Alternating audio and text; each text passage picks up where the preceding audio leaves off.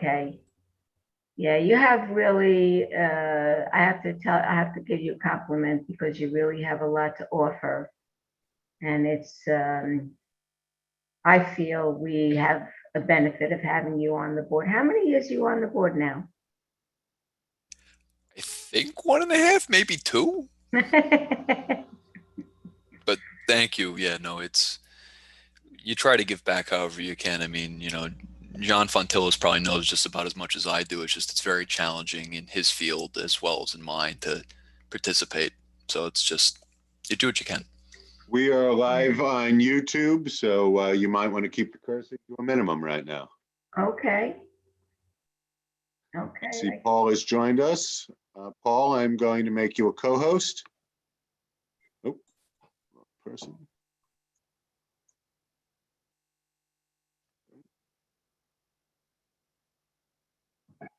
I have no idea what it means to be a co-host. In your case, it's mostly window dressing to show that you're the host here. Oh, how lovely. But you have some functions. You'll be able to call on people who raise hands and things like that. But don't worry, we'll handle all the mechanical stuff. No problem. So I have 1 minute too, Paul, with your permission. In a minute, I will start the webinar and we'll see the attendees start to arrive. Yes, please. Right. I don't know if you heard before, but we are live on YouTube, right? On YouTube right now. Launch. And that's a new feature of Zoom. So now you all know we're recording you. And attendees are starting to join. Paul, when you're ready to start the meeting, Maria's going to call roll tonight. Okay. Should we give them another maybe a minute or two? Oh, absolutely, absolutely. Okay. Yeah. Give a few minutes. Let's make sure we have everybody who's close to on time in.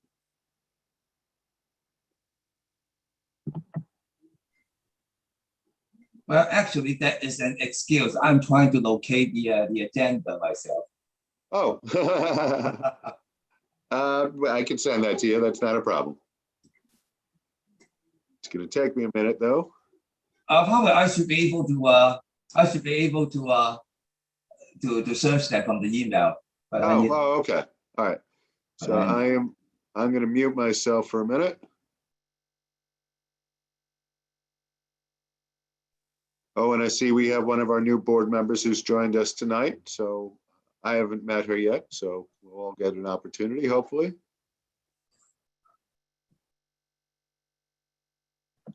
Whoever you are, welcome.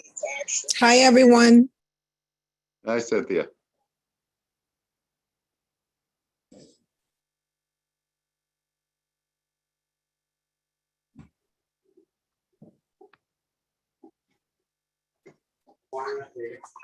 Hello. Hello, Nicole. Yes. Our new board member. Yes. Nice meeting you. I'm Jeremy. I'm the district manager. You will see some other faces, friendly faces, throughout. Thank you for joining us tonight. Thank you for inviting me. Thank you. You were a board member. You were invited to all of our meetings. So okay, it's learning, start to learning. Appreciate that. We don't even have all your contact information, so I'm very happy you were able to join us. Okay.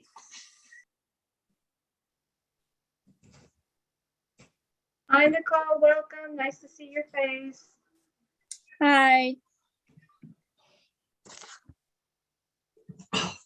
Hi, Paul. Hi. Good evening, everyone.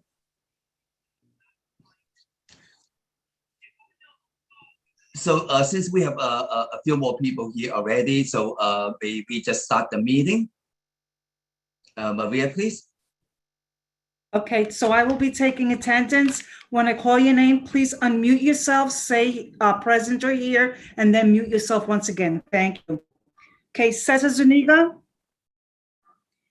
Paul Mack, Yes. thank you. Jimmy Lee? Jimmy Lee? Justin Collins? Justin Collins? Ken Fung? Yes, here. Thank you. Thank you. Kenny Guan? Kenny Guan? Waco? Waco? Cindy Vanderbosch? Here. Thank you.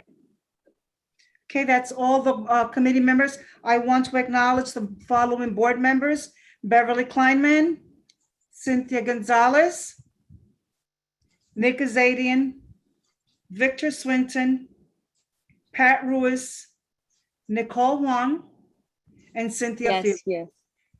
Thank you. Okay, Maria, I'm not sure you got John Johnston as well. And Paul, there is one hand up, Denny Chen, who Maria, technically is not a board member anymore, but was a board member when we sent out invitations. Paul, would you give Denny an opportunity? I'm so sorry. Can you repeat that again? I'm sorry. So Denny is leaving our board. Why are you leaving our board? I don't even know that.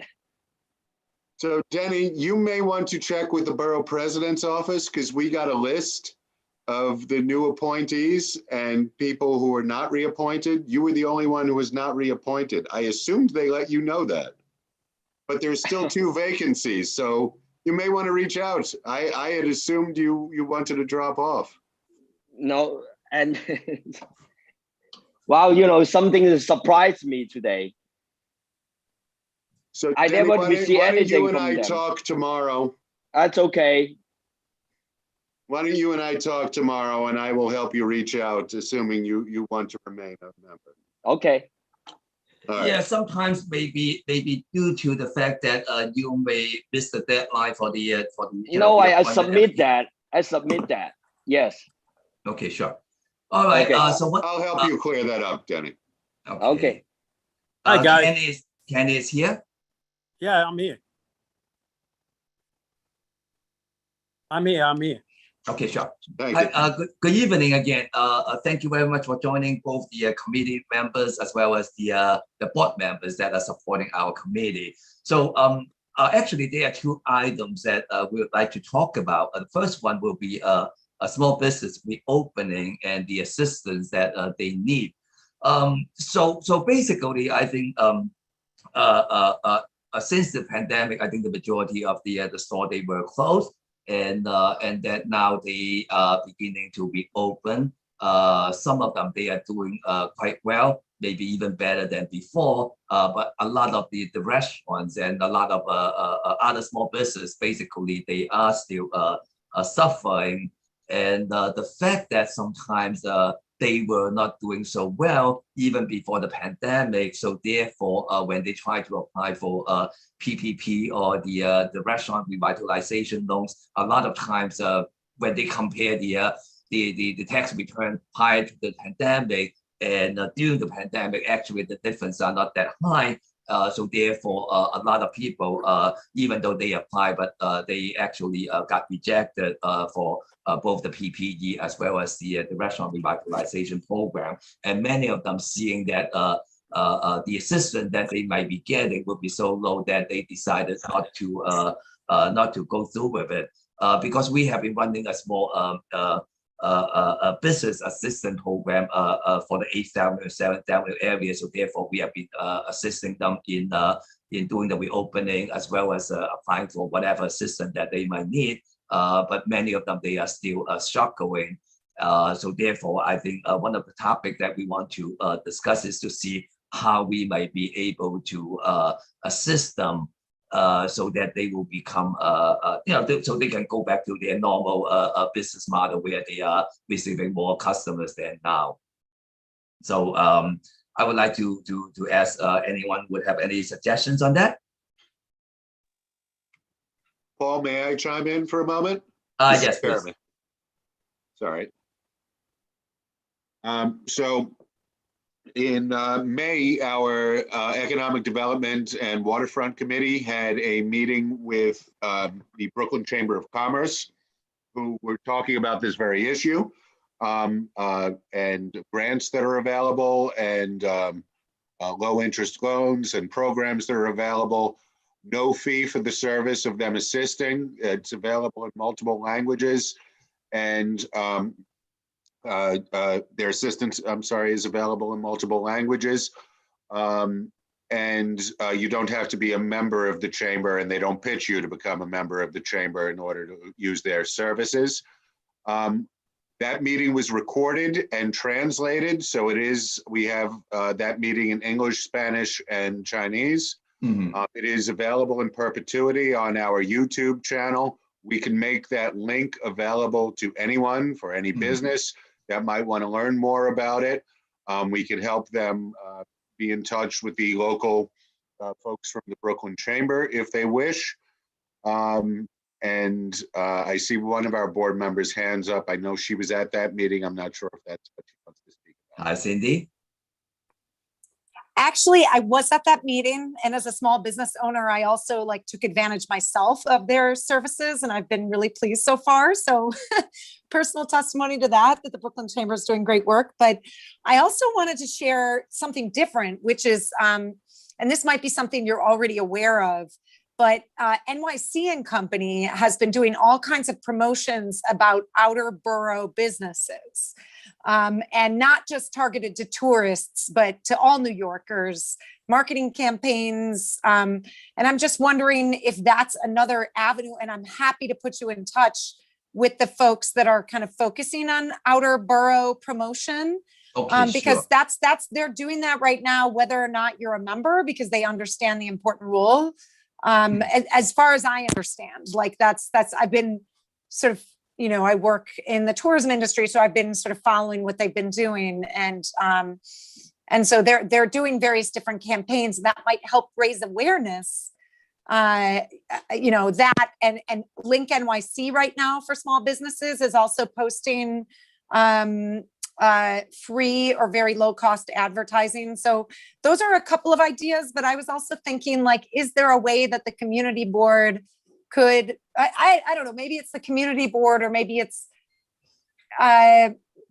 maybe there's social media people that would be interested in really promoting, and people that have big followings that could really help promote the businesses in Sunset Park to help get that foot traffic back. So I'm happy to kind of brainstorm ideas offline as well, but these were some of the ones that just came to mind immediately. And especially the NYC and Company, I feel like there's a lot of potential for visibility there. And I know they've also been doing virtual programs to promote different kinds of experiences in the outer boroughs. So something to look into. Sure, definitely. I think helping to promote the community and attracting more people from the outside of the neighborhood, I think is important. But we surveyed the merchants twice already, and even though many of them initially expressed their interest for the restaurant revitalization loan, for example, or the PPP. But however, when we really engaged them in a more detailed conversation, I think the majority of them they backed out because just happened to be the differences are not that great between the 2019 and 2020, for example. That is one of the requirements that they need to do. So I was talking to the Brooklyn Chamber of Commerce, and I was talking to Kenny Kwan, who is also a board member, and we were trying to arrange workshops and things in that nature for the community, for the merchants. But somehow we did not get any response because we asked them a couple of times already. No one really continued to show interest. So when we told them that we'll be gathering to talk about the different benefits, so actually no one showed any interest, because I think make that contact, Paul. I'm sorry? I'm more than happy to help you make that contact. Okay, sure. But just happened, I think people are just giving up because of the fact, because of the situation that they are in. Kenny, anything you want to add regarding the Brooklyn Chamber of Commerce helping the 7th or 8th Avenue? merchants. Yeah, I wonder, one question, Kenny. I wonder whether we are able to get the actual number of application assistance that provided to the 7,000 and 8,000 business by the merchants by the Brooklyn Chamber of Commerce. I wonder whether we are able to get that number from them.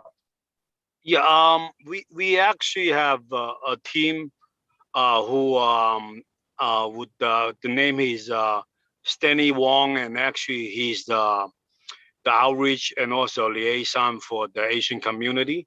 And I spoke to him. He's very helpful to to help to get the PPP or any SBA loan, things like that, to help the small business. So let me know. I'm gonna send you an email invite with them and Randy, and so you guys can hook it up. The time, Sure. if actually they can give you the information, or either they physically coming in to help the small business. So they can, either way they can do it. Sure. Well, actually, I have no doubt that they are providing whatever assistance that the community might need, but just happen to be because the situation that the majority of businesses are in. So therefore, I think they are just not able to, not able to get much out of the equation. That's why I think a lot of people, they decided not to follow through with it. But yeah, definitely, I would love to talk. Okay. So, Paul, tomorrow I'll send out an email. So I CC you, so you guys can check it out, and what you guys can do together. Okay. Anyone else has any suggestions? We have other one than- hand up. I'm sorry. There's one hand up. Okay. Nick.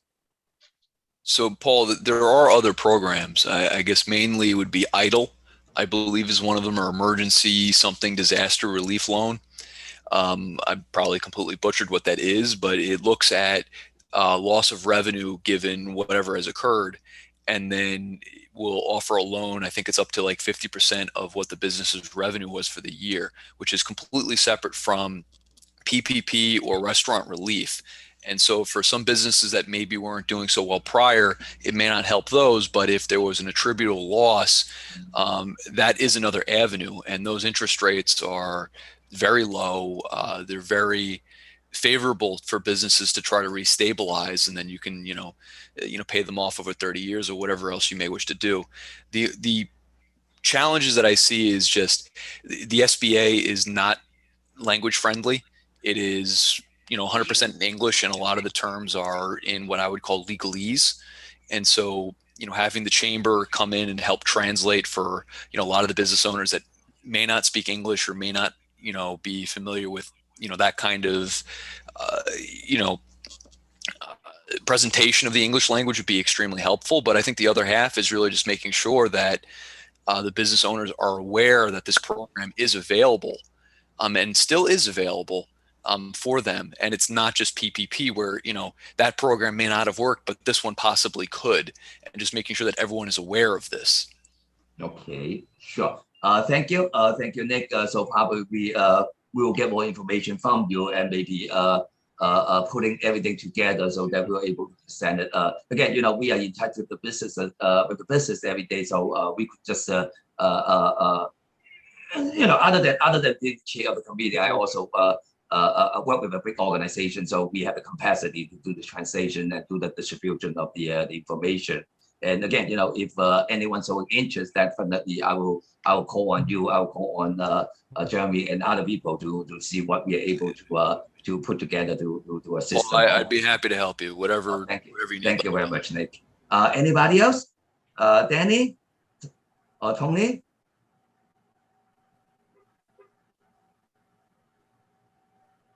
So there's one more hand up. Cindy's hand is again. Cindy? Yeah, I just had another idea, which is, I know that, and I think like the state assembly member, as well as other elected officials, might be able to provide, well, they will definitely be able to provide more information.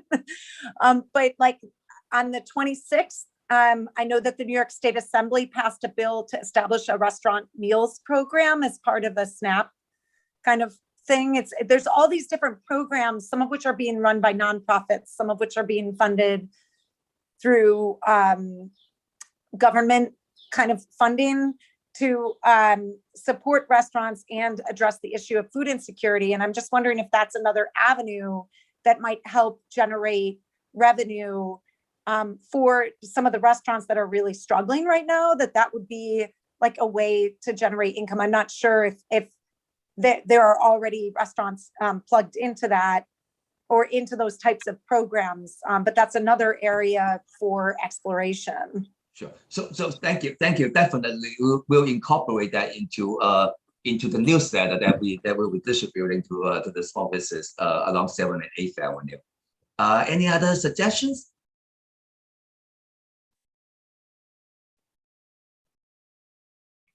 Welcome a new member, Nicole. Any suggestions that you might have as far as helping the merchants on 7th and 8th Avenue? Not right now. Okay. Thank you. Thank you. Danny, Waco.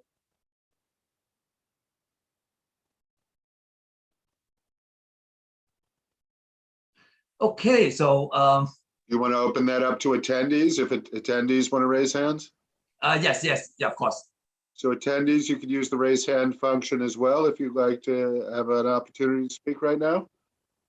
Victor, are you raising your hand before? I guess not. Guess not. And I don't see any attendees with their hands up right now. Oh, wait, there's a hand up. Board member? Danny? Sounds like I'm not a board member at this moment, but 7 and 8, we really concerned about, after the pandemic, we are having hit a lot of restaurants, and we do know there are a lot of help from the government, and we should do more about lay out those kind of plan to whoever, qualify for that kind of loan and help. And beside that, and 7 and 8 Avenue being like, we could say it, and people are getting around is very difficult. And we wish, some kind of help for directing traffic, all kind of thing in the future. That's what we like to see it. And beside that, and we do have a lot of information in the board, and unfortunately, some of them cannot be delivered to that community. That's another concern in the future. Thanks. Thank you, Danny. Cindy again? Sorry, No problem. I should consolidate all my ideas. No at once. problem. We love it. But I had another idea, which is that there are, classes at the various universities that study like hospitality business and are trying to like drive resources towards helping small businesses. And I'm just wondering, I know that there is a language barrier, but there's certainly in the CUNY system a lot of young people who speak Mandarin and other like languages that might be spoken in Sunset Park. I'm wondering if this could be like a class project where they actually go and talk to the individual merchants and kind of find out what they, individual, I know it takes a lot of feet on the ground, but kind of do a survey to get a sense of what is needed. Because I know a lot of times you actually need to be on the ground talking to people. And that would be an excellent student project where they could come up with different kinds of ideas and solutions, maybe even a graduate program to help out. So just another idea. Okay. So do you have anyone in mind that we might be able to contact within the CUNY system? Yeah, actually, there is a professor who's in the hospitality program. I can send her contact information to you. Sure. Again, tell us what to do on the survey, and if they do not have the manpower, so probably we are able to carry the project for them. I think we need to pick their brain and to see because what we have, we have exhausted whatever we have been trying to do for the last couple of months. So we really need new ideas that we might be able to inject into the situation. So thank you, Cindy, again. Great, happy to help. Thank you. Anybody else? All right, so we are going to move on with the project. So what we are going to do is that I will talk to Jeremy, I will talk to Nick, I will talk to Cindy, and and Kenny regarding have a better connection or closer connection with the Brooklyn Chamber of Commerce, and we will try to put together a newsletter for the business along 7th and 8th Avenue. Again, carrying the legwork is not a problem because that is what we have been doing with them for the last couple of months. So we have been maintaining on a weekly contact with the majority of merchants, unless those that do not want to talk to us, of course, that will be different. So once again, thank you for all the suggestions that we have. So the second item that we would like to talk about is that the Asian hate crime problem that are taking place within the borough of Brooklyn, especially in the Sunset Park area. So let me explain to you what we have learned so far. I think ever since the pandemic, there are reports indicating that there has been 150% or 1,500% increase of Asian hate crimes. But however, the way we look at the Asian hate crime, there are two types. The first one is violent crime, where you will see it on TV and newspapers day after day. But on the other hand, there are harassment that are verbally when they're walking by you, just push you or cough in front of their face, or telling them to go back to their native country and things in that nature. And basically, the fact that because we opened our office since last June, and the fact that we have been having a police crime hotline for the community for the last many years. So we have been receiving a lot of complaints about it. And so according to our calculations, I think the increase minimum is about 10,000 folks. Before only a handful of people on a year, reporting about the harassment, verbal abuse, and things of that nature. But basically, I think we clocked in over 1,500 cases for the past 8 or 9 months. So definitely, it's a major concern. And the fact that I think a lot of senior people, they are afraid to come out because of the fact that the harassment and things of that nature. And I think a lot of workers, they are afraid to also report to work, especially those that are working long hours that need to go to work early in the morning or late in the evening. So basically, I think a lot of those people, they decide to stay home instead of doing their normal routine.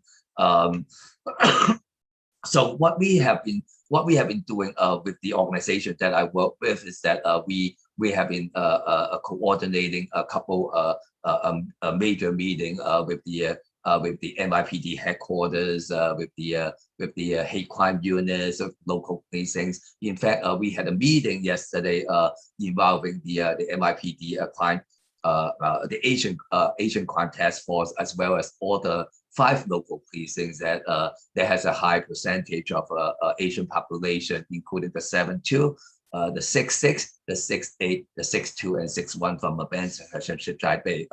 We haven't had a meeting with all the high concentration precincts for a long time, and we had that yesterday.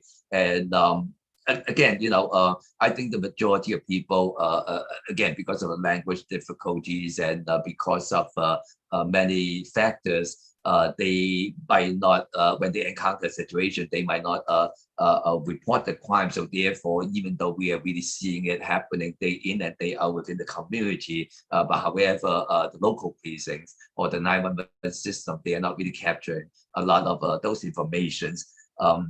So one of the things that we have done with the community is that we have been offering self-defense classes to the residents. Not that we want them to fight with the person who is attacking them, but I think it's more of a self-protection, where if you are being pushed down on the sidewalk, how you should protect your head and things, how you're able to better protect yourself and things, something in that nature.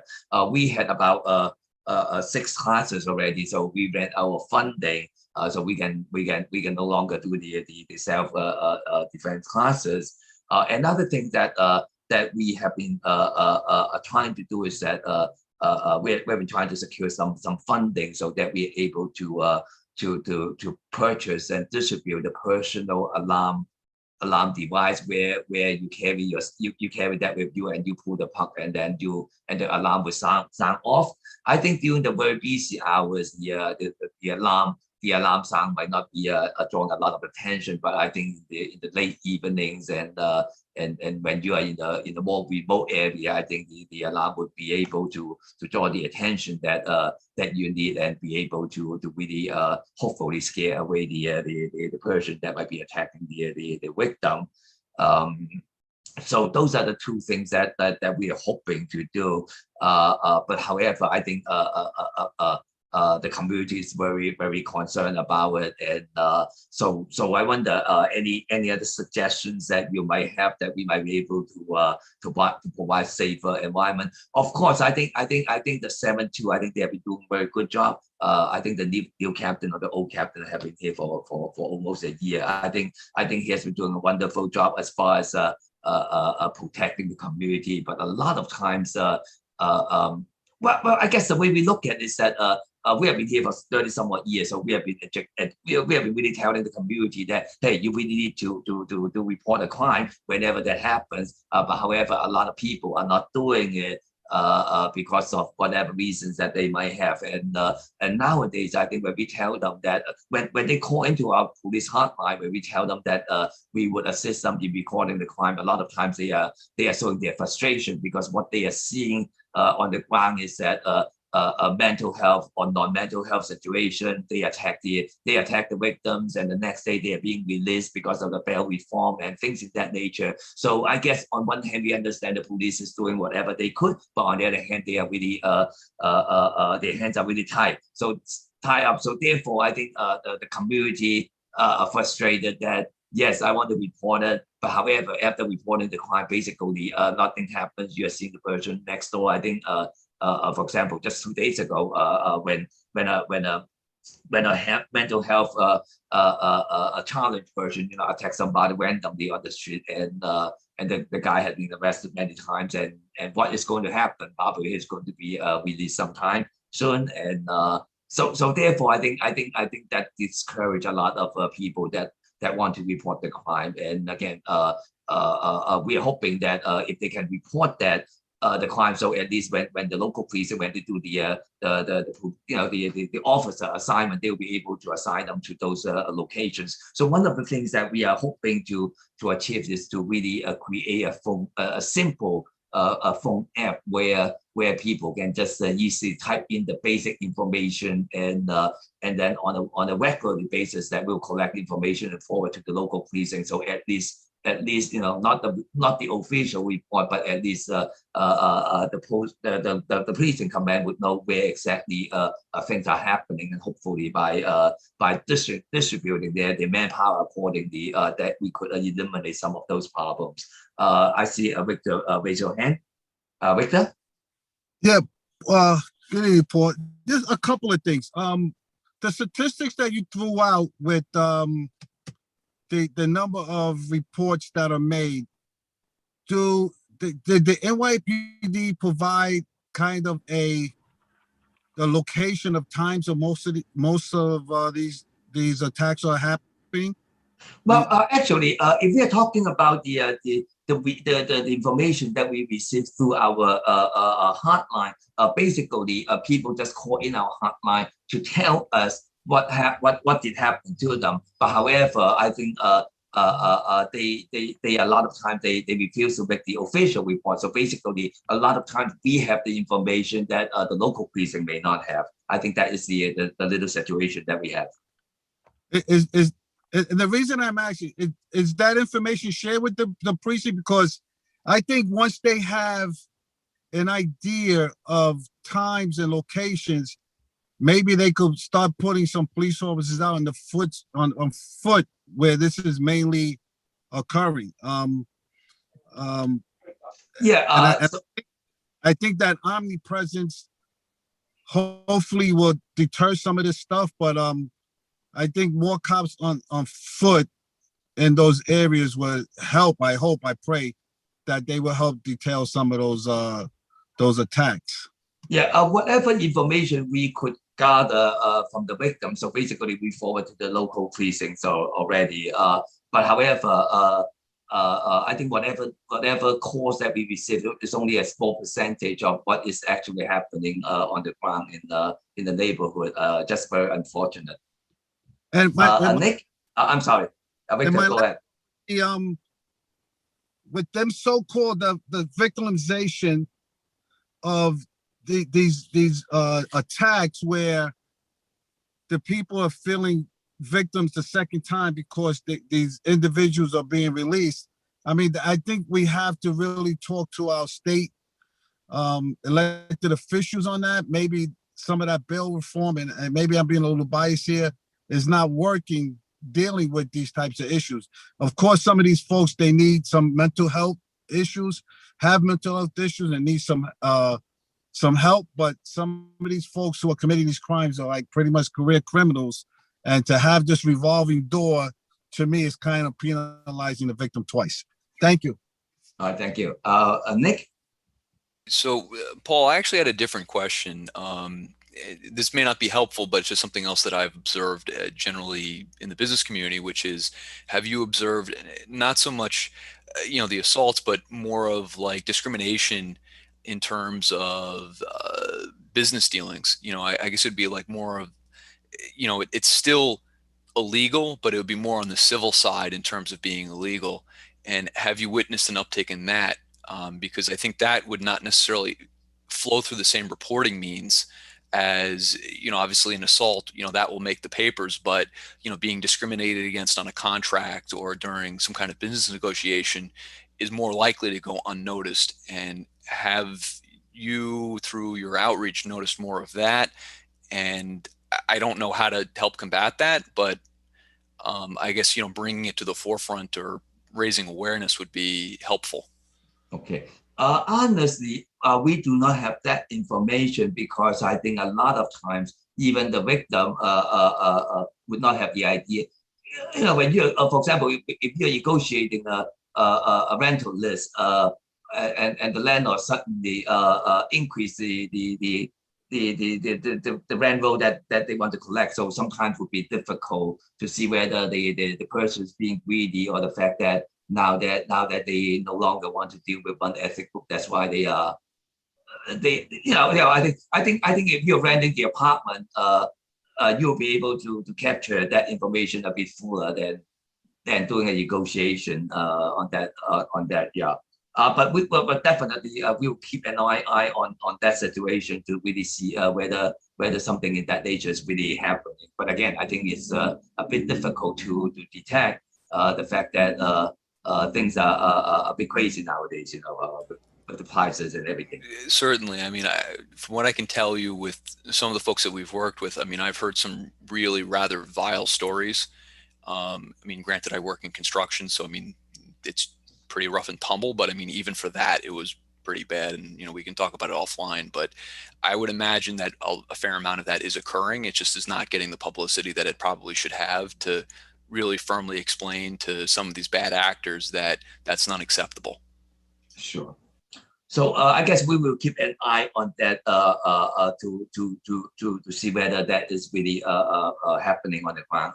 But again, I think it's a bit difficult to detect, especially when prices have gone up so crazy nowadays that with the inflation and everything. So yeah, but again, thank you for the suggestion. We'll keep an eye on that. Cindy. Hi. Yeah, I'm wondering, I know that there's a mutual aid. There are, many mutual aid groups that have popped up over the last year or so. And I'm just wondering if they're, as part of the mutual aid, where they're mobilizing neighbors to help other neighbors, if there's been any sort of walk with me campaign, like if a neighbor could walk with a senior that might feel a little afraid to go out, if there could be sort of harnessing the South Brooklyn Mutual Aid Network. I have interfaced more in my neighborhood up in Kensington and Windsor Terrace with the mutual aid group here, but it does seem like the kind of thing that the mutual aid groups would do to kind of mobilize support. Even if it wouldn't solve the problem, but just the idea of raising awareness and getting more people involved to volunteer and help out if they would like to do so. Or I'm wondering if that's something they could just reach out to you and your organization and say that they would like to, you know, if there's a senior that wants to go out to the grocery store, but they feel kind of nervous, one of their neighbors could plan to go with them. It does seem like the kind of thing a mutual aid organization would be doing in these times. Sure. We had some volunteer a couple months ago when people were not really working. So we have volunteers, so we were able to match them with the seniors or whoever that are in need of a little extra protection. So we are working with another organization to restart that in July again. But however, I have been running a social service organization for 30 some odd years, and unfortunately, relying on volunteers sometimes is a perfect situation. Sometimes it's not. So I think when people are going back to work, basically we'll be seeing less and less people that would be volunteering. Would be able to volunteer their time to do so. But again, if anyone that know of other groups that might be providing that service, please connect with us and to see whether we are able to expand or connect. But we will definitely try to restart that in July, just a few weeks from now. Yeah, that's completely understandable. And thank you. And I'm sorry about all this that's going on. I mean, yeah. Another thing I just want to add is that we are working with the merchants to really help them to become a safe haven for the people. So just in case, so we'll be giving them signs, and so when someone being followed and when they see the sign that the store is offering the protection that they're offering. So we are working on that. So I think we are pretty good with the 7th and 8th Avenue. But however, people are walking everywhere, just not the 6th and 7th, not just the 7th and 8th Avenue. And a lot of times things might not be happening on 8th Avenue when the sidewalk is fully packed. No one is going to attack no one when the sidewalk is fully packed. But however, it's during the later hours or when people walking from the residential area into heading to the commercial area. I think that is where the problem occurs, but not necessarily exactly during the prime hours of the 8th Avenue or 7th Avenue. So again, thank you, Cindy. Kenny? Kenny? Yeah, I like Cindy just mentioned about the mutual aid. Actually, there's a group of people in Chinatown. They did that a few months ago. They started, and now is and also Chinatown have a couple of group. Karen Chen also have another group. So 8th Avenue and 7th Avenue Chinatown, we not really have a group, but I can reach out to them if they have some commute volunteer from Sunset Park area or Pensioner area. Then if they can able to help, and then we can do that. Sure. So again, I think in July or August, I think when schools are off and things of that nature. So I think we should have better luck as far as recruiting volunteers. But however, unfortunately, a volunteer is not a long time solution. People have to deal with their own life, and once they return back to work or to school, then that would be the end of it. But we are working with that. Pat? Would you unmute yourself? Yeah, just did. It just occurred to me, and I don't know if it's still happening, but the DA's office did at one time have their Safe Haven program. I don't know if it's still in existence, but maybe you might want to reach out to District Attorney Eric Gonzalez and see how he might be of some help to you with that. Okay, yeah. The reason actually I borrowed the name from the DA's office because I think we involved with them many years ago with the Safe Haven program. So that's why we are just copying down their name. So yeah, definitely. Because when we had the police meeting, I think the DA they did have a. I don't know if you know the person. uh, I'm not perfect in name. So yeah, so someone, so yeah, so I'll reach out to them to see whether they still have the program or whether they'll be able to expand that within the area. That's great. That's great. All Thanks. right, thank you. Anybody? How about Attendees, our you can raise non- your hands as well. who? I'm saying attendees can raise their hands as Okay. well. I see no additional hands, Paul. Okay. How about our new board member, Nicole? I know you are pretty involved with the community. I don't know. Since now, when like 7:30, 8 Avenue is gonna be very quiet in the nighttime. There's nobody walking in the street. So Yeah. I think people feel not safe, and the business is going down. Actually, before like 8 o'clock, it's a lot of people walking in the street, but right now,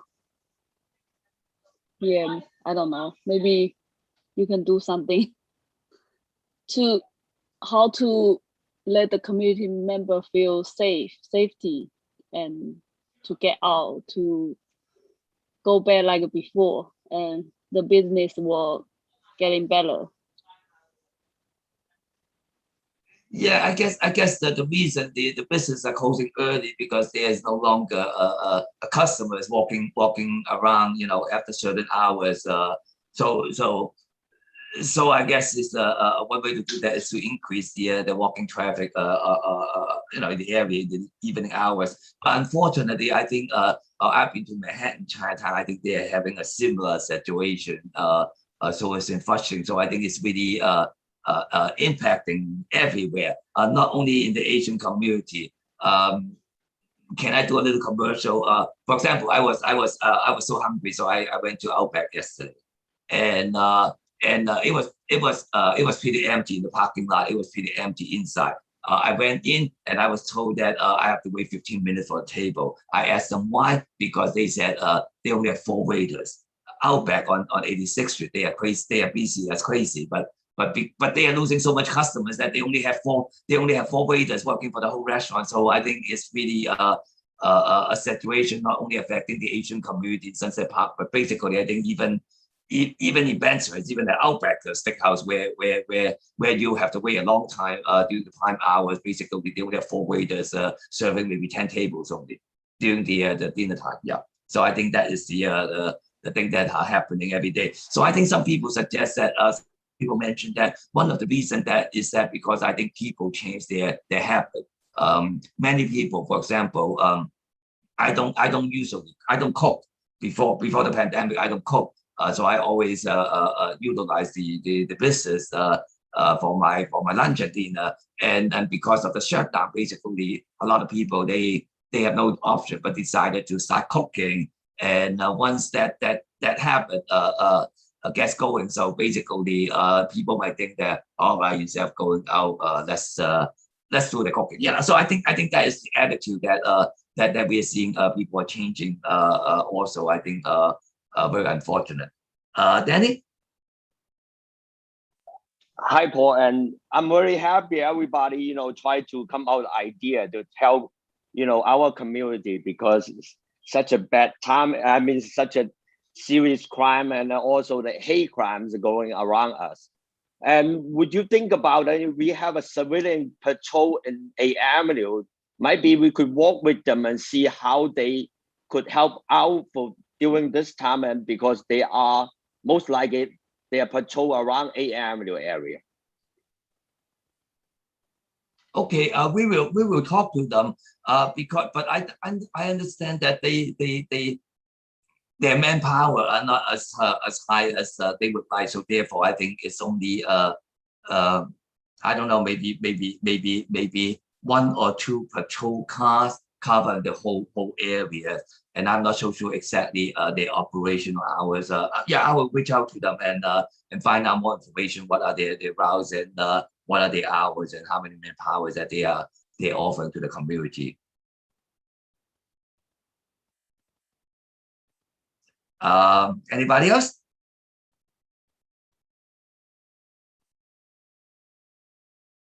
Mr. Cole, we haven't heard from you. You want to say something?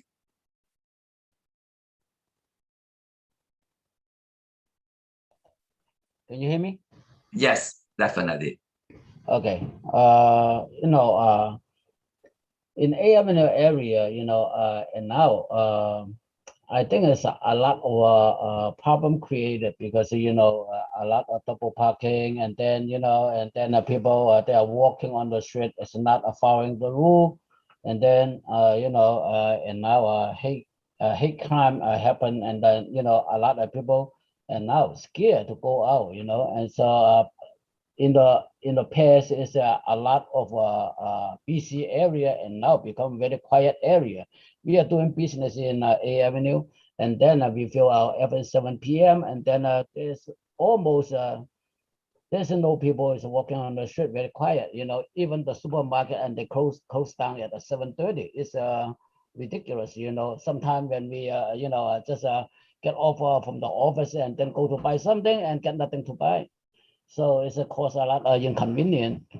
I think 7.2 or 6.6, and then I suggest maybe they can send out more police officer or some more patrol car as patrolling our community. I think it can help. And in the precinct, and they have auxiliary unit too, and they they don't have the regular police officer to go out, and they can send out the auxiliary police officer to patrol in our community, and then most of them, and they can speak bilingual. So I think they can be the bridge between the community and the police station, and it can help. I think it's much helpful than the civil patrol organization. Just like we have some patrol car here before, so belong to some organization. They have a uniform but they are not under the city's control. So that's not belong to the city of New York. So I don't think that they have a more efficiency or the people they create a climate that I don't think that they can pay a lot of attention to that. They don't pay respect or attention to that. So I still suggest the local precinct can do something for the community. Thank you. All right, thank you, Mr. Cole.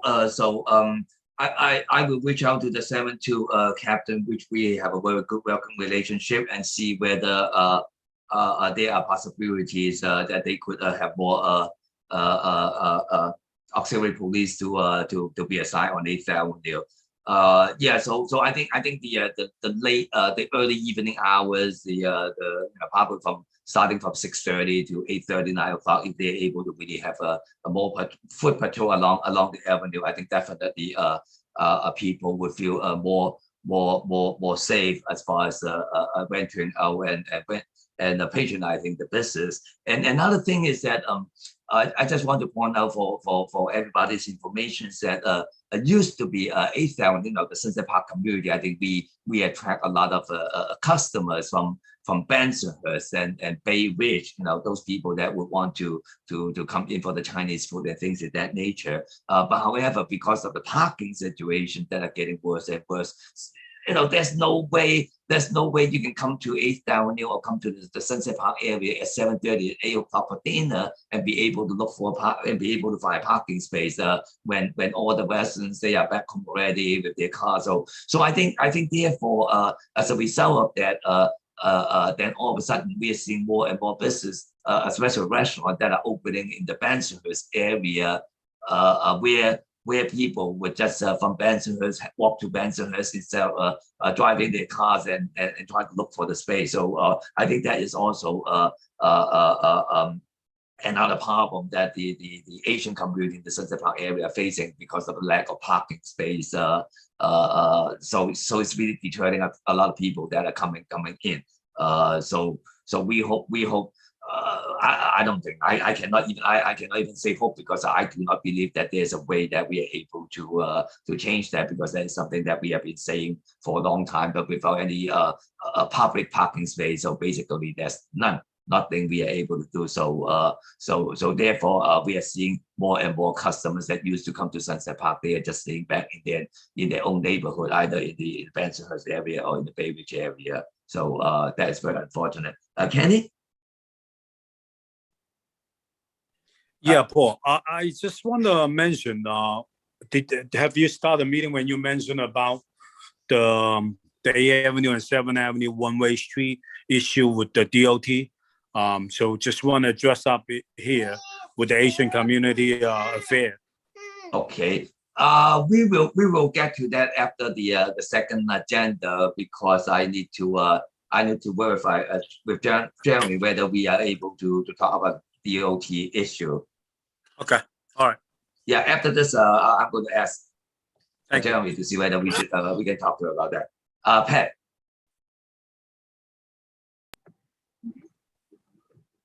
I was wondering, you were mentioning, and it's true, a lot of people are staying home, but I'm wondering, what about takeout? Have there been any issues with deliveries of Chinese food to residents?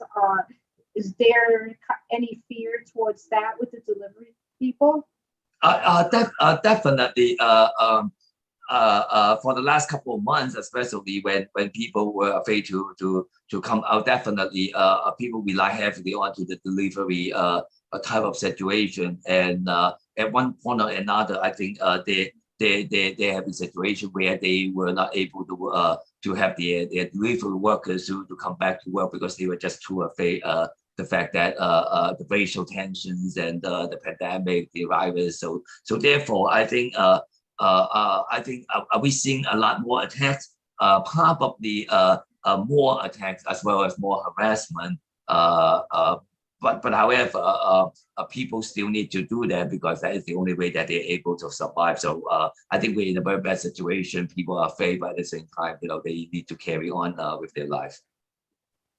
So thank you, Pat. Cindy? I'm just curious if you've heard from the street vendors, and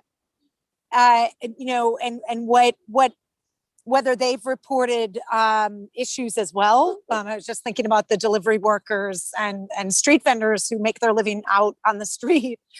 And also, I just wanted to mention that the Street Vendor Project does have a fund to distribute. It's $1,000, but it's $1,000 to street vendors who may need support, who had to shut down their businesses. But I'm just curious if you've heard anything from them. No.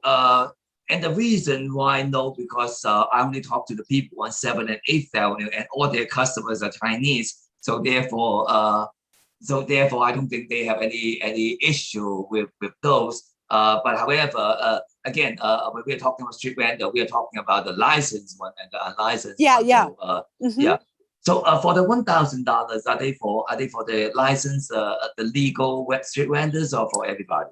I don't know all the details, to be honest, but the Street Vendor Project, if anybody is interested who is a street vendor, they should reach out. I'm not sure what all the criteria are, but it's an assistance program. That's available at the moment. I can send you more information about it. Sure. And okay. No, thank you, Cindy, again. Anybody else?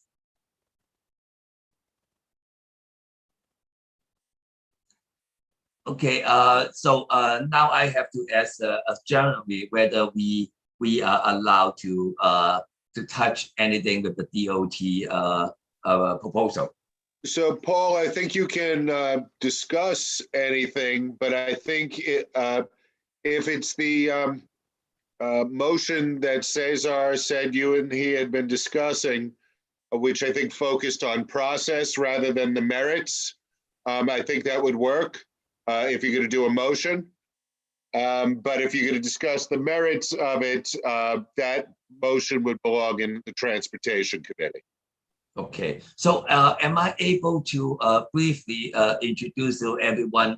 You can talk about anything that you want, but if you're going to do a motion, if it's about the particulars about the study or the what they plan to do within the study, that belongs in Transportation Committee. if you're talking about the process of how DOT is going about that, that can be appropriate for your committee. Okay, sure. Okay, let me just briefly tell everyone what we have been doing with the DOT. So I guess for the last many years, we have seen a big increase on traffic on both 8th Avenue and 7th Avenue because of all the double parking of vehicles and the delivery trucks, and we have buses that are going on both directions on 8th Avenue. So for the last couple of years, we have been hoping to find a solution to really solve the traffic problem. So I think from time to time, we were wondering whether the DOT would come in to offer a solution for us. But I guess they did not until recently, maybe in about February or March, the DOT contacted me as a representative of the community, telling us that they would like to form a community advisory council to talk about their new proposal for the 7th Avenue and 8th Avenue. So what happened was that during the initial meeting, they recruited about maybe 5 or 6 Asian members to their community advisory council. I am one of them. I think Nicole is another one that joined, and a couple other people. So at first, at the initial meeting, they talk about that they want to come in to really assist the community in enhancing the traffic. And one of the things that they were thinking of is to really convert 7th Avenue and 8th Avenue into a one-way traffic. So this way, things, so even though with the double parking, traffic can still flow easily. So I think at that time, I think the community was excited that finally we might have a solution for the problem that we are having for many years. Then they decided that they would just work with the community advisory member, a couple of the Asians, instead of really outreaching to the community to introduce their concept. And we told them, no, you have to really outreach to the community. So I think they did that sometime in I don't remember, probably sometime in May. They had one meeting with the merchants on 7th and 8th Avenue, and they were hesitate to really generate any flyers to be distributed to the merchants. So they were just relying on the couple community advisory board member to really inform the community about the upcoming project and asking those merchants to really participate at their workshop. During that workshop, I think maybe about 80, 90 people showed up. But basically, I think at the time, DOT did not give out much of the information other than just telling us that they would want to do a one-way conversion on 7th Avenue as well as 8th Avenue, and maybe just to install bike lane on each avenue for the project. So at the time, I think that the community had questions without much of the opposition because they were saying only little about the detail plan that they had. So that was the end of it. I think back in April or something. Then last week, they called another community advisory meeting with a couple of our members. And then finally, they introduced whatever they have in mind for our neighborhood. So I can send every one of you a video presentation of what they have published a video presentation. So I can forward it to everyone, whoever they're interested. I can forward to CV7, whoever wants it can ask Jeremy to forward that to you or whatever the situation might be. So basically, what they are trying to do is that they're going to convert 39th Street to 67th Street to one-way street. So for both 8th Avenue and 7th Avenue. Okay, that would be the first thing. The second thing is that they are going to install the protected bike lane as well as the buffer for the protected bike lane. So according to their proposal, the bike lane would be about 6 feet wide, 6 feet wide, plus the 5 feet a buffer for the car door for the protection of the bike and for whatever traffic. So for between the protected bike lane and the buffer, there's already 11 feet that they're taking away from the road. And then they are going to have a parking on one side and then another meter parking on the other side. By doing so, they're only leaving one lane traffic for both 7th Avenue and 8th Avenue. And in the process, on 8th Avenue between 51st Street to 60th Street, they are going to take out one side of the parkings, or the meter parking between 51st Street to 60th Street. They are going to take them all out. So instead of the meter parking, they are going to paint the road for 11 feet, and basically they will use that portion for the additional walkway for the people on the sidewalk. So so meaning that on 8th Avenue between 51st and 60th Street, the CB12 side of 8th Avenue, they will lose all their parking space, and instead they would gain 11 feet a walkway for the people to walk on the they are saying that the sidewalk are too congested, so therefore they're doing a walkway on the street for 11 feet. So from 51st Street to 60th Street, they'll be losing about 220 or 230 meter parking space. So how they're going to make up the parking space? They're going to venture into the side street. So nowadays, I think on the side street, they might have a 3 or 4 meter parking from the 7th Avenue, but mainly from 8th Avenue. So they're going to increase the meter parking on the side street in order to make up all the lost parking that on 8th Avenue. So all the residential, all the residents on the side street, they'll be losing a lot of free parking spot at this moment. And another thing that they suggest is that from 30 again, they're converting the one way from 39th Street to 67th Street. But however, as I mentioned, from 39th Street to 60th Street is only one lane traffic. So I asked them with the one lane traffic, one lane traffic, and eliminating couple hundred parking spots, how do you expect that no one else will double park? So since you only have one lane going one direction, if there's one double parking or double parking on both sides, basically no traffic will be able to get through. And so I asked them, why would they think that by eliminating so many meter parking on 8th Avenue, there will then be no double parking on 8th Avenue? And then they were telling me that I should teach the Asian community not to double park. That's what they told me. And then I explained to them, no. Those people, they don't wake up one morning and decided that, hey, let's come to 8th Avenue and double park. There are reasons that they need to come to 8th Avenue to patronize the business. And after looking for the parking space and not able to find them, then that is the moment that they decided that they have no option to double park, not that they woke up one morning and decided to double park.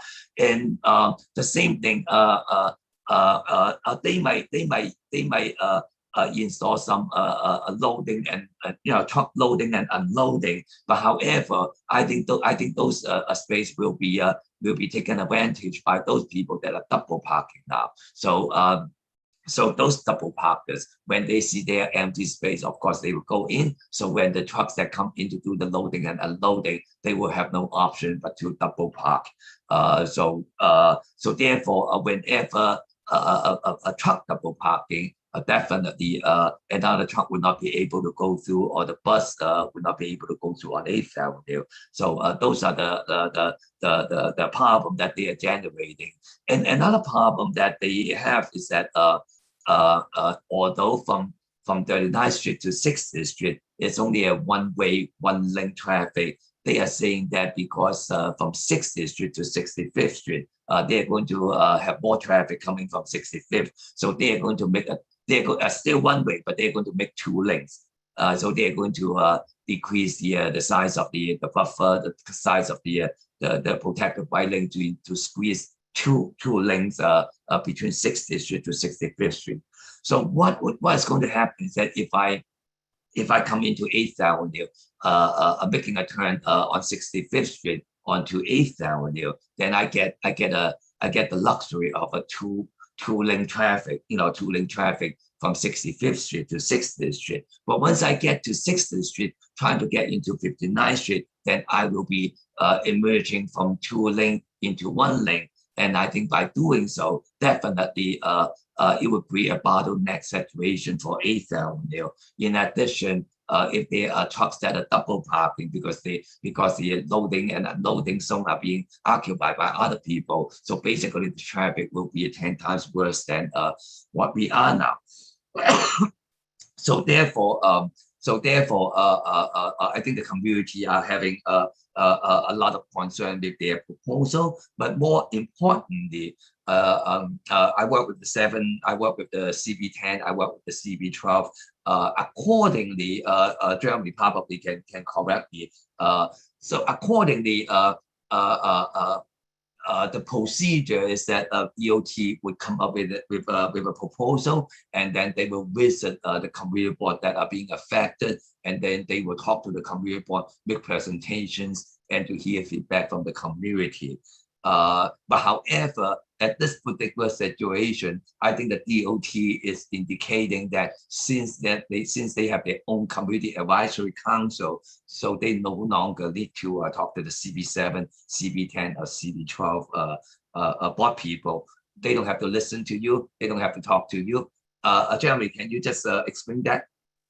Well, I appreciate the way you just characterized that, Paul. The way I see this, and I believe, I don't want to talk for Cesar, but I believe he sees it the same way.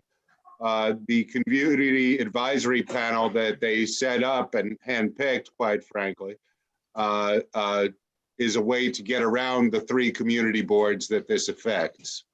So I know in the meeting that was held last week, which I did not attend, I told them since my board had not taken a position that I could not represent the board's position at this meeting. I know Assemblyman Abate was extremely angry that DOT was going around the traditional public process with charter mandated city agencies, community boards, so DOT could have a community advisory panel, which quite frankly included lobbyists. So I think this panel seems to be less advisory and more to try to get a result that they would like, that they hope to get. So my problem here, I'm not judging the merits of this, and I believe the merits of this should be judged in our transportation committee. But the process of it seems to be to cut out the community boards from publicly vetting this and allowing the community to have a voice in what is the traditional public process. I think this is an arbitrary choice. It's something I've never heard them doing before with the community advisory panel. And I don't think there's anything in law that supports this. Okay, thank you. I guess the reason they're all doing all this because they want to at the end of the day they want the current administration when they end their job, that they are able to show the whole world that, hey, look at the bike lane, that they have included bike lane in all neighborhood, all the commercial strips and things of that nature. So that's why they are rushing. And I think again, correct me if I'm wrong, I think at the end they agree to come to the community board for a joint meeting between 7, 10, and 12. But however, I think they are coming in on June the 26th or 27th. So I don't have anything to announce on that right now. So let's not give out any dates. Okay, so I think their tactics is that at the end of the day, after pressure from different people, they agree that they will come to the community board to present their project. But however, they intend to come at the end of June to do the presentation. I remember at the last meeting, just last week, the district manager of CB12 asked them, what good is it if you come in after their June meeting, and that they are not going to meet in July and August, where DOT is supposed to start their project in the summer. So basically, by the time we come back to the board in September, basically they have already started the project. So therefore, what good is it for yeah? Which is why I'm saying they're presenting us with a conclusion, not with a study. If we don't have a chance to discuss the merits of it, to ask questions, to maybe even make improvements to it, when they're so interested in starting this over the summer, shows me they really don't care about community engagement. Yeah, I know. And I was talking to the CB10 district manager also. Unfortunately, she feels that this is a done deal. I don't know if CB7, would you agree? Not quite, and I'm not sure Josephine would necessarily say it's a done deal. She and I are in touch every day. Oh, probably she didn't say it that way, but yeah. We're having a conversation tomorrow with the assemblyman. We're hoping he's going to talk to us about strategy. Mm-hmm. Sure. Okay, Kenny? Yeah, I know when the DOD they're coming into the community, they not really do their job to outreach, and they skip the community board 7, 10, 12. So they kind of sneaky, and they do it the way they want it, and they want to get the job done like in July and August. So when we on the summer vacation thing, so when the community board 7 and 10, everybody's off, and they try to just get the job done. So I think we really need to step up, and they don't want to include the community board 7.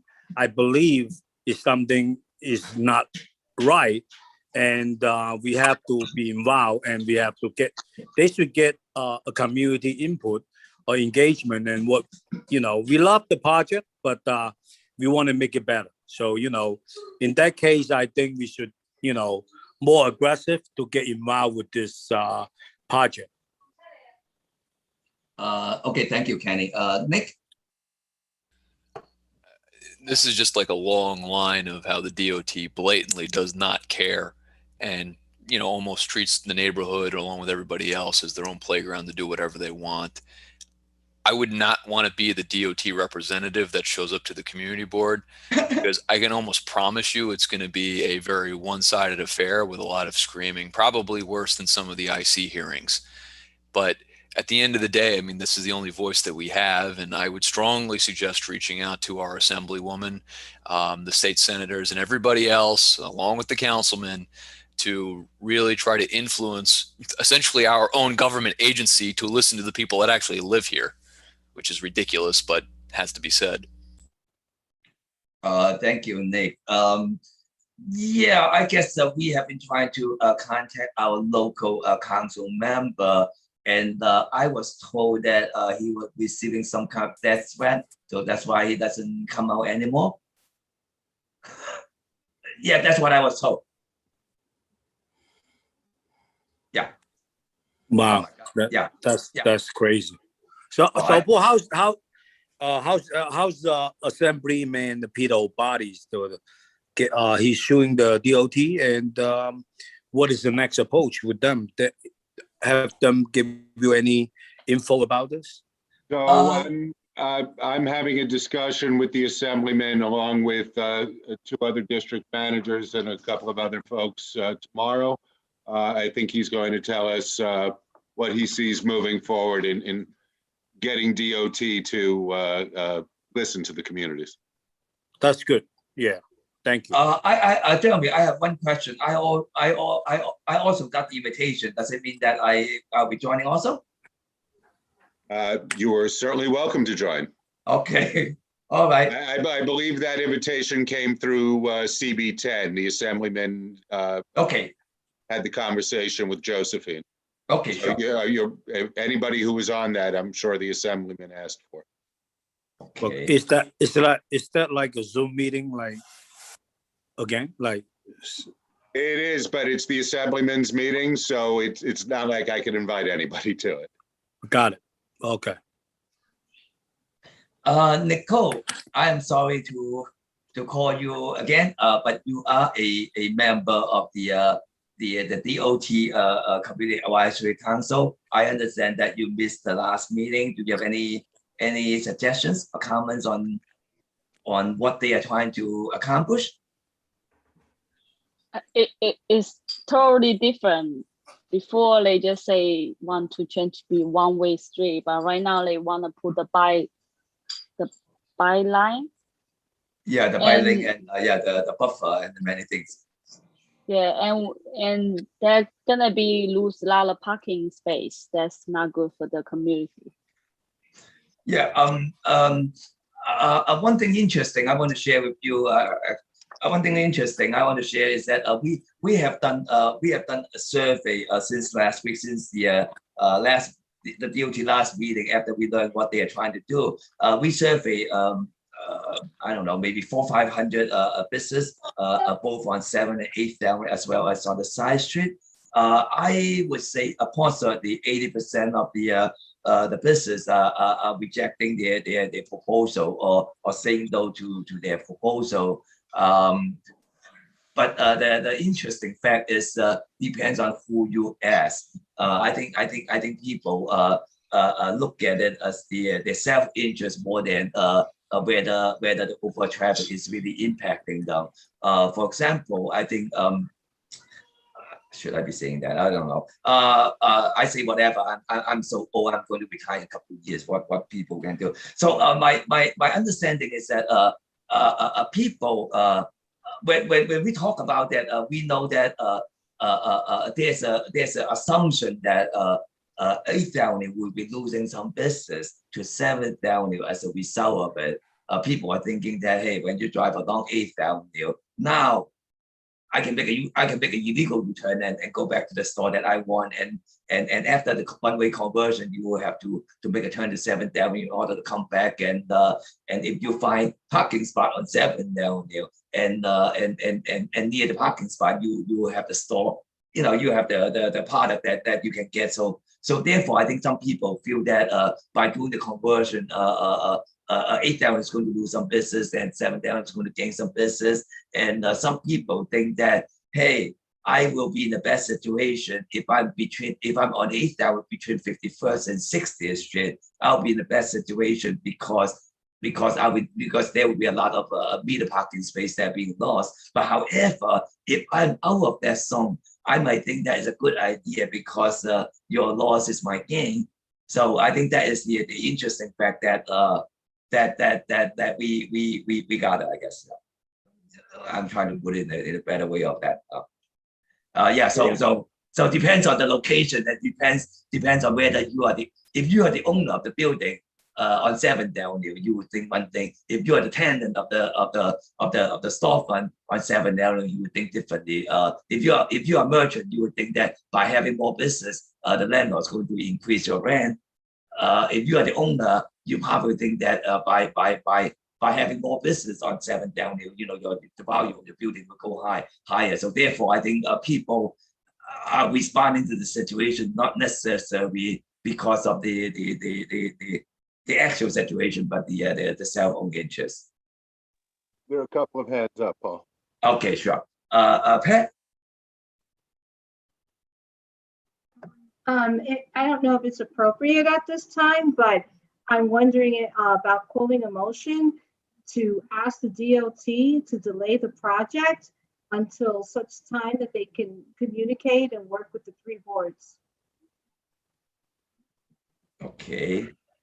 Any other suggestions, or do we have someone second? Second. Okay, I'll note that was Nick. okay, thank you, Nick. So what do we do now? So we just do the, You could discuss the motion. If there's no discussion, you can, or somebody could call for the vote. And Okay. Maria will call roll for the vote. Okay, any other suggestions? I'm sorry, Danny, please. Danny? Hi, Paul, and just comment on something you mentioned before about between 7 and 8 Avenue merchant who they are preferred, they not preferred. I'm a realtor, 30 years around the neighborhood. I see how that community grows. And whoever thinking about that benefit or disadvantage, I don't think that will be the case. People who driving is coming from outside the 8 Avenue. If they see that kind of traffic jam, they're gonna go away. We should have more people coming on 8 Avenue lately because, 8 Avenue getting busy and all the traffic, people are just scared and then they don't like to come in 8 Avenue. So if anything happen again, like this kind of plan, that will affect a lot of the local business. We have been trying so hard to build up, this community. Sooner or later, after this plan in place, we're gonna lose all of them. People gonna turn around to somewhere else. So what good to people around on 8 Avenue who live in there, who doing business there? That's a totally loss. So what I think, since Pat's put in a motion right there, what I think, just like somebody suggests before, we can use all the power where we can. Of course, public official, that will be another one. So to stop them right there first, in order, they are very sneaky. Reason they formed the council, try to sneak out from what 7, 10, and 12. They prepare for that. They want to make it happen. So all we can do, stop it, how to stop it, and then make that plan's not going to be happening. Thank you, Andy. Danny? Anybody else?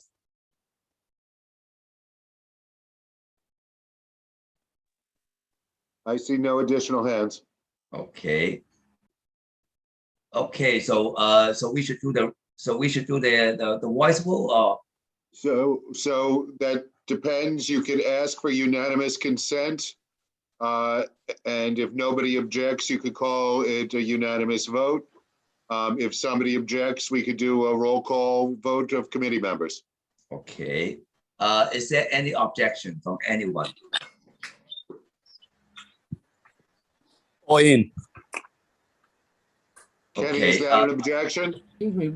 No, I say all in, all support. Oh, we're just asking for objections. We're assuming anybody who keeps quiet is in support or on mute. Paul, I've heard nothing. Okay, so if no objection, I think the motion will carry. Thank you very much, everyone. I think we should give a big hand to ourselves. Any other comments? Two people I haven't heard. John, I don't see you that often. John, anything you want to add, or Cynthia? Hi, Paul. Yeah. Hi. On all these issues, I had we tried when I used to live in Bay Ridge and Dyke Heights. We tried the one-way avenues became a big issue. We were able to defeat them because of community support on that issue, and on the grant issue, there's also the SBA. I wanted to mention this before. There was an SBA 7A program which if someone reached out to the Small Business Administration, they have a 7A program. I actually did some lectures on that in Manhattan, Chinatown at one time. So there's a lot of different programs out there as well. Thank you, Paul. All right, thank you, John. Yeah, probably. Yeah, I'll follow up with you to further discuss whatever. So I'm going to send you an email later on. All right, thank you. Cynthia Gonzalez, anything you want to add?